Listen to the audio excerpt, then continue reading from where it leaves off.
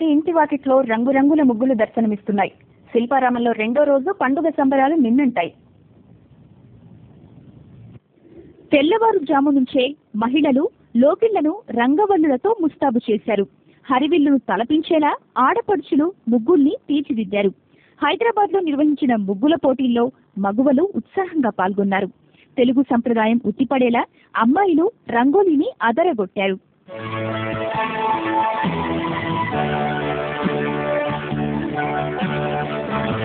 ఇది ముగ్గు వేయడానికి నాకు 6 hours టైం పట్టింది.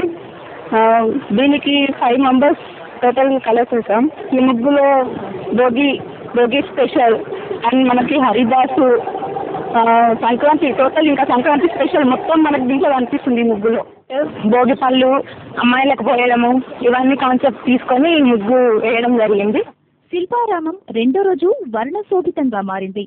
పిల్లల పతంగుల ఆటలు, గంగిరెద్దుల కోలాహలం పల్లె వాతావరణాన్ని ప్రతిబింబించాయి. ఓ ఎఫ్ఎం నిర్వహించిన కార్యక్రమంలో పాటలు శ్రోతల్ని అలరించాయి.